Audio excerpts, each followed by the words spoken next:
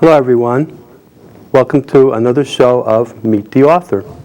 Tonight we have author Peggy Gaffney, who wrote the book, The Crafty Llama and Alpaca Knits, Knitting Projects About Llamas and Alpacas. A little bit about Peggy.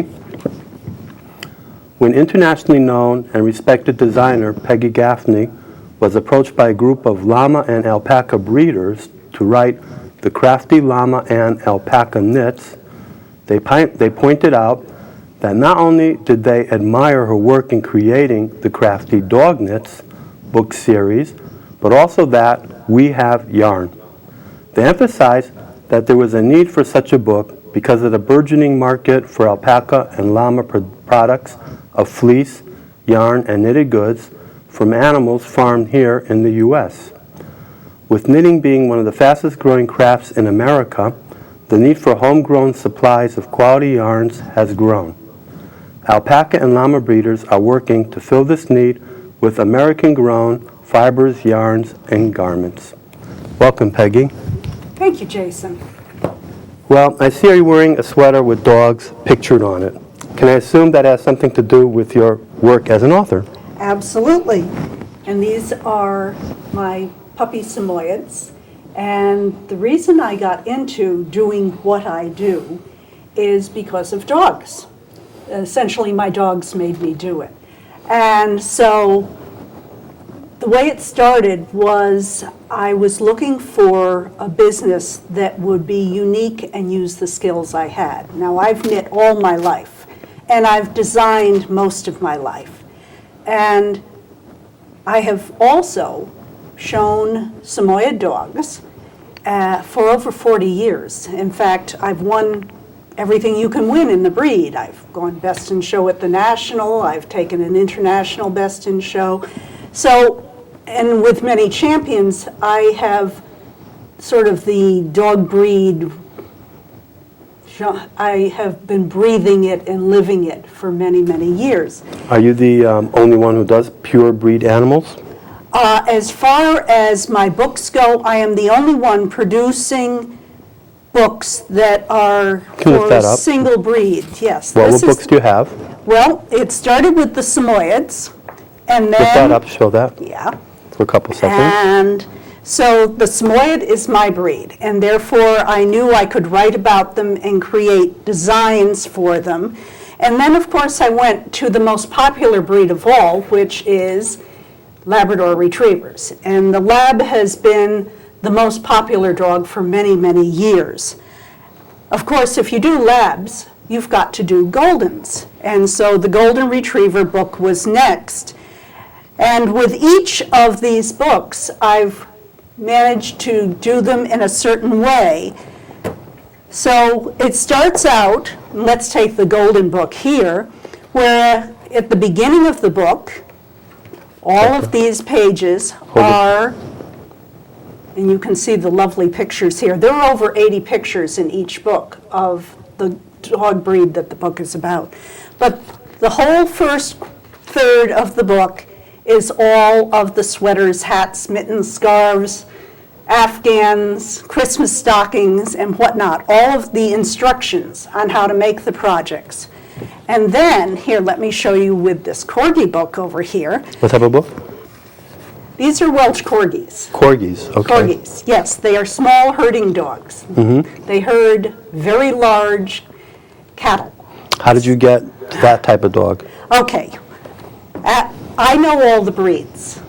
After 40 years of showing, you get to know, not only do I know all the breeds, but I know how each of the breeds is put together. Now, if you're talking dogs, and have you ever seen a dog show on TV? Yes, like and I've been to a dog show, but I didn't really know much about it. All right. What they judge at a dog show is against a perfect standard how the dog is put together. In other words, all the bones and parts have to be in exactly the right place. For that animal. The knee or stifle has to bend at a certain angle. The gait has to move in a certain way so that, you know, his feet aren't turned out or turned in or be out at the elbows or in. Mm-hmm. So all of that is judged at dog shows. And you're not really judging one dog against another dog. You're judging each dog against perfection. And that is the written standard Against the that standard. the AKC has created. And the AKC and the Breed Club creates the standard. And then the judges are taught the standard, and then they judge the dogs. So can there be more than one winner? You get a best of breed. This is for the breed, for each breed. You get a best of breed. You get a best of breed of the opposite sex. So if a male goes best of breed, then the female is best of breed opposite, or best opposite as they call it. Along with that, you have a winner's dog, a winner's bitch, and whichever one of those is best gets best of winners. And what this does is your younger dogs compete against each other. First all the dogs compete, and then all the bitches compete. You know, they start with puppy, and then they get a little older in the different classes. And the winner's dog and the winner's bitch each earns points. You have to get 15 points, and you have to win 2 major shows on the way to getting those 15 points, and then you become a champion. And what does it have to do with the book, though? All right. In order to know exactly how to make these knitting patterns be perfect for people who know these dogs, I had to know the structure of the breed. Okay. I had to know exactly, if you have, here I have. Can you hold that picture up for a couple seconds? Yeah. And let the viewers see Okay, it? I want to do a comparison, so Can I you hold that want for to, me? you could hold I'll that hold just that for a one. minute. You hold that one, and I will hold one with poodles in it. And you can see structurally, Put your hand away from the yeah, the guy. okay. The poodle is built a great deal differently from the corgi. A corgi is a herding dog, so it has a different job to do. It has to move other animals. The poodle is a hunting dog. Actually, it's a water hunting dog. Really? Yes, and they are a water retriever. I learned something new. Yes, and the reason they have the puffy areas at their chest and at their joints for the knees, front and back, is that those are the places that have to be kept warm. And when they hit the ice-cold water, you don't want the shock to hit their skin. The reason they aren't coated all over is that they have oil in their coat, and when they hit the water, it becomes very heavy. And all this is, or some of it is reflected in the patterns you are making? Absolutely.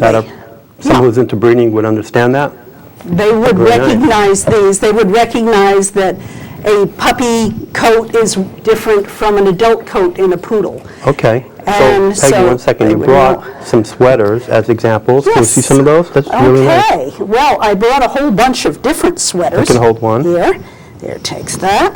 Now, And these are the type, if somebody wanted to get your book, they would end up they'd be able to do sweaters like Right. this. So if here you have a golden retriever sweater, and here you have the book with the instruction not only to make this sweater, but to make 25 other projects And what dog is with this? golden That is a Sheltie, a Shel- Shetland sheepdog. I was going to say, And- looks like a sheepdog. It's got sheep Yes, on the it's got sheep on it. That was your Do you have first anything for clue. basset hounds? Because I used to have a I basset have, hound. what I did was, you can only write so many books in a year. And so I decided that I would create one pattern for each of the breeds. And then I would write books with 25 patterns in them. So each of the breeds gets his own pattern, and then, this I'll is show the that while one you're for talking. Bernese Mountain Dogs. That's a head Bernese study. Mountain A dog. Bernese Mountain Dog. These mountain dogs. Very nice. But, so I have over 130 individual patterns of different breeds. Everything from Nova Scotia duck-toling retrievers, to Bichon Frise, to, schnauzers and greyhounds. Greyhound. And if I As you went can to a see. dog show, would I see people wearing your sweaters? You would see a lot of them wearing nice sweaters in the middle of winter, and they do. But not only here, but I have a following in Canada, big following in Canada, where they love to buy my books and make my sweaters. I assume they wear more sweaters in Canada? Yeah, a little longer during little the longer. year. But the nice thing is that I was doing a speaking engagement at the Big E a couple of years ago, and a woman came up to me and she said, "Aren't you from Canada? What are you doing down here?" And I said, "No, I live in Connecticut." And she said, "Gee, your books are all over Canada. I thought you Really? were Canadian." Oh, okay. Because I do sell a lot of books there, and I also have a huge following now in Europe, in all the northern countries of Europe, in South Africa, and in Australia. And of course, they you're gonna knit a do- lot in Australia Are you going to do because kangaroos and bears? Tell us about the cats, because you the have. cats, I love yes. cats. Well, the cat people, like the llama people, approached me. I was at a knitting show up in Hartford, and they came up and they said, "Well, you've got all these dog books, but what about cats? We love cats." And I said, "Well, I have cats too." And they said, "Well, you've got to do a cat book." Well, when I do the dog books, I tell the breed clubs who send me the pictures to do this that I have to get them in action, because dogs do different things. You know, a retriever will dive into the water and bring back the duck, a herder will herd sheep, or in the case of Samoyeds, herd reindeer. But cats sort of sit there and rule the world.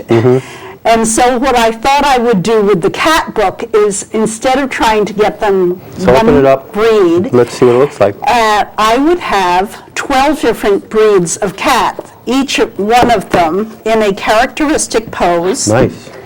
And so here are 6 of them. We have the Persian, the Scottish Fold, which Hold it has up. the... I'll hold it up. Yeah, Just show it. yeah. The really strange ears, they lie down on the head.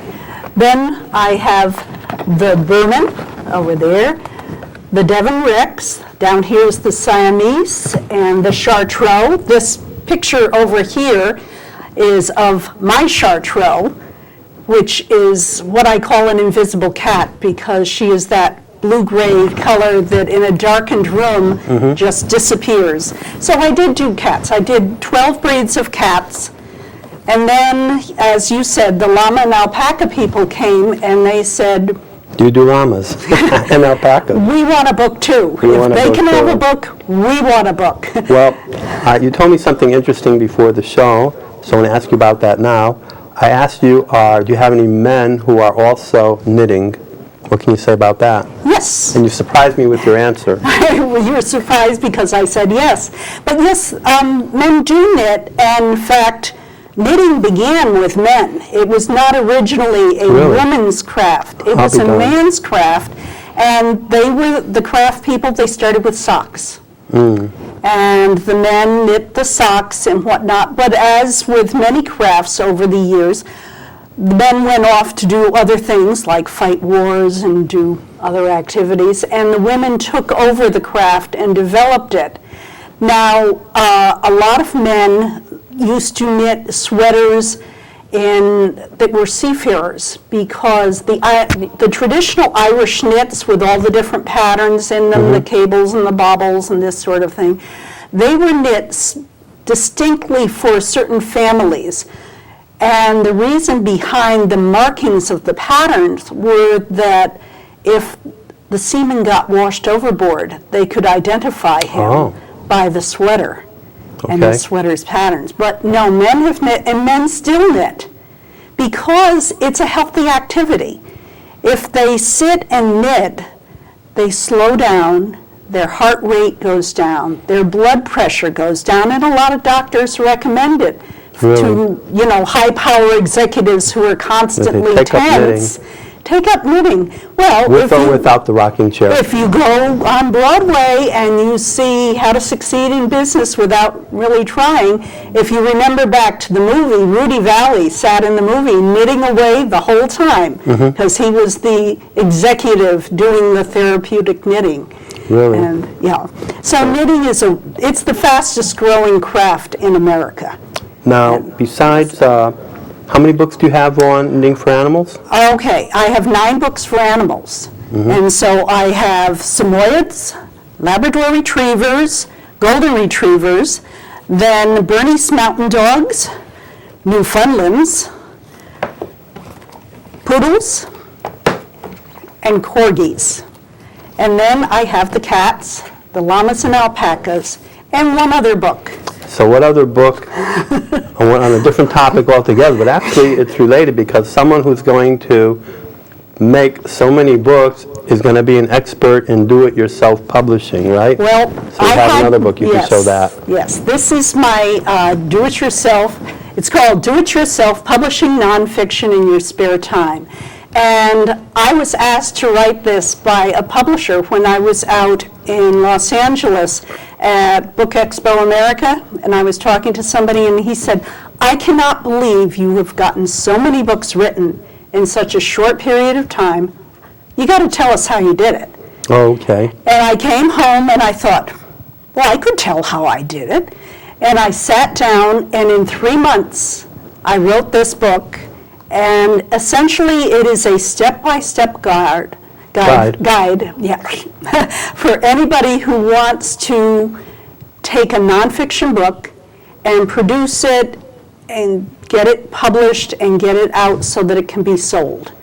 Is it still applicable today? When did the book come out?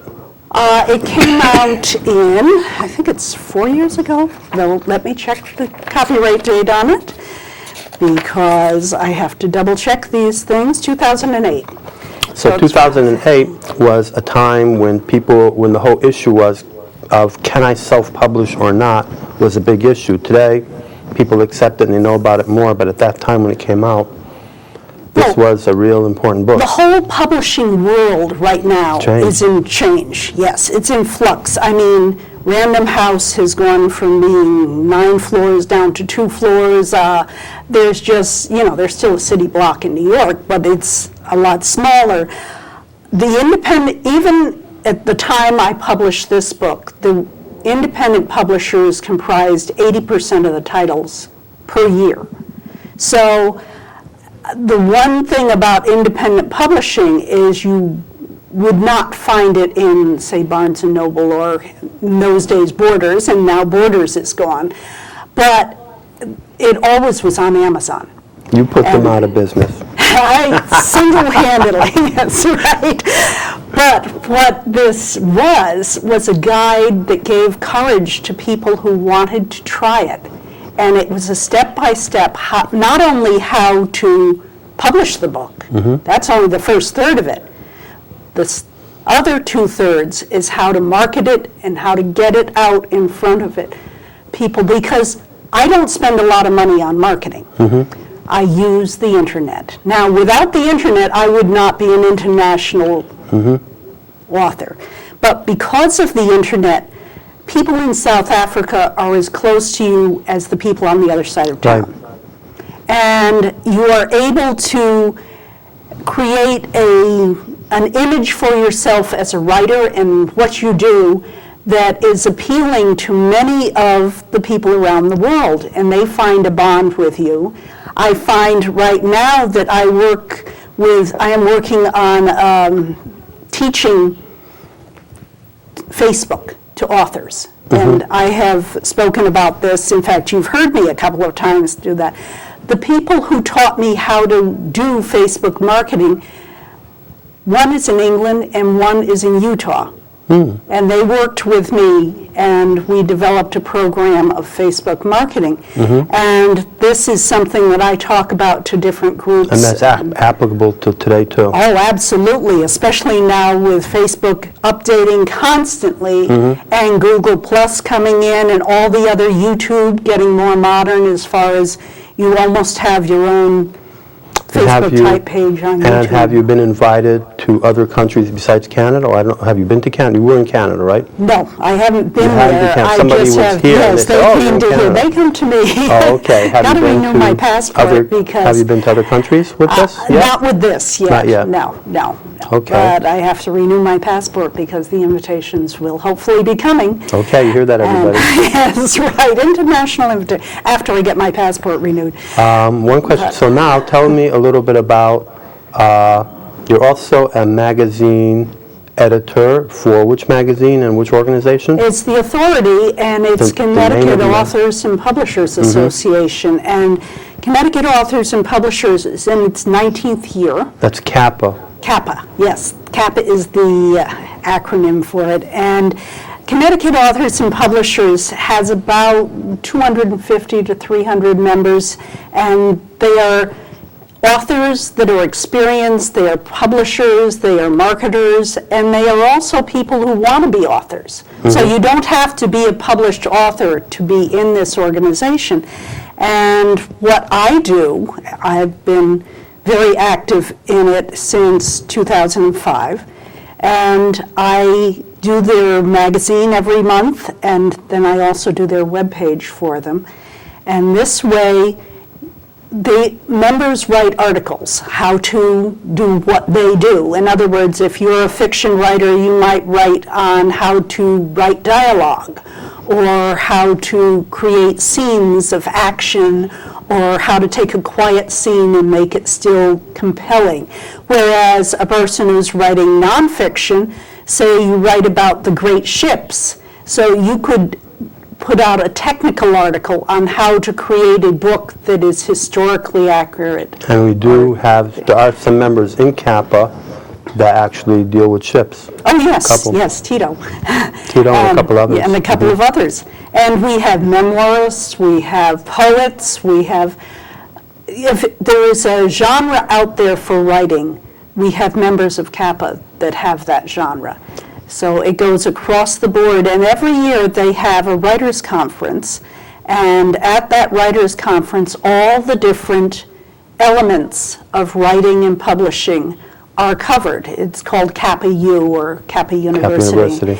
And those elements are, it's a one-day conference up in Hartford every year, and they have speakers come in, there's a keynote, and then there are, you can choose 3 out of 15. In other words, they present 15 different speakers, and you can choose 3 sessions. If somebody wanted to find out, first of all, about, since we're talking about CAPA and the Authority, if somebody wanted to read articles from the Authority, where can they find that? They can find all of them. In fact, they can find all of my magazines as well. They are archived on the website, and the website is www.aboutcapa.com. That's ABOUTCAPA. Right, .com.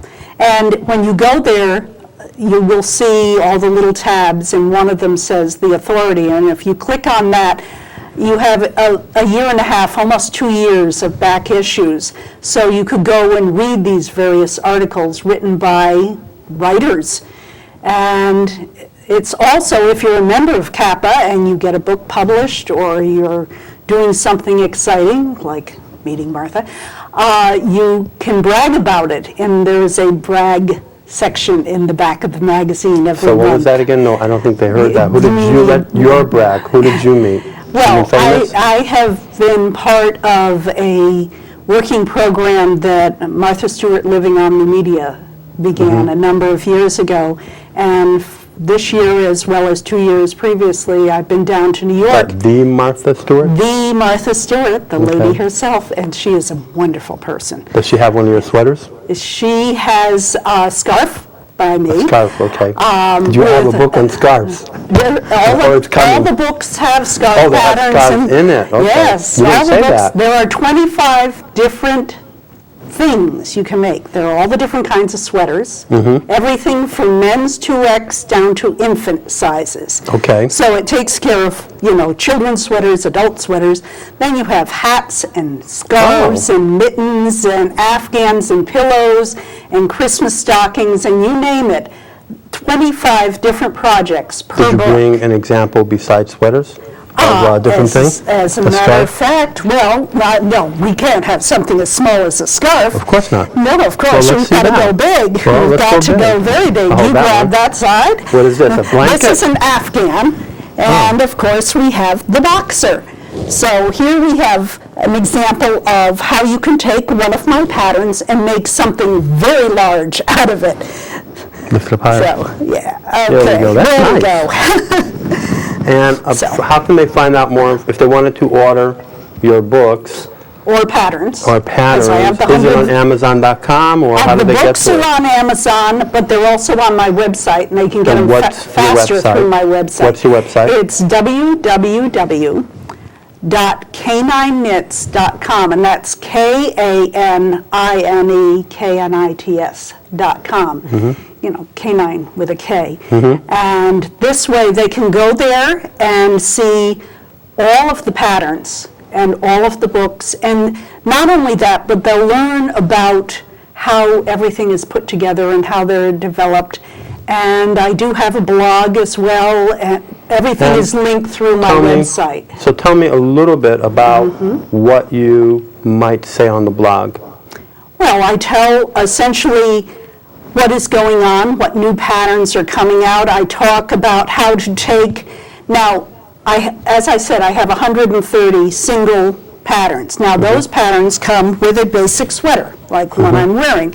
And it might have a schnauzer on it, or a shih tzu.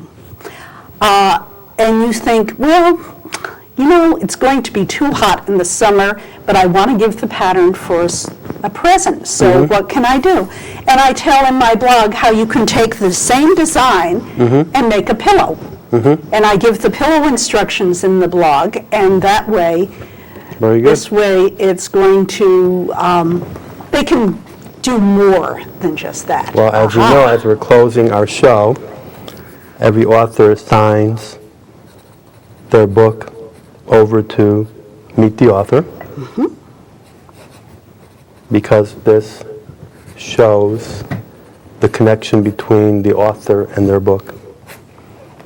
Thank you. Well, thank you, Jason. This has been a great opportunity to tell people about something that I really love. And I learned something new today. Good. Might even take up knitting one day. It's good for you. good It's for you. really good for you. I like that one. So, Let's hold another sweater up in the meantime until the show's yes. over. All right. You take I'll the take this one. Mastiff, and I will take the German Shepherd, Oh, okay. which is the Oh, that's third. beautiful. Isn't that gorgeous? And he is structured in such a way that he is in the classic German Shepherd stance. Okay. We'll just show And it until there's we're that. over. With sheep. You've got to have sheep. You gotta have sheep. You got to have sheep. And you got the Mastiff, which was a bull baby it's dog.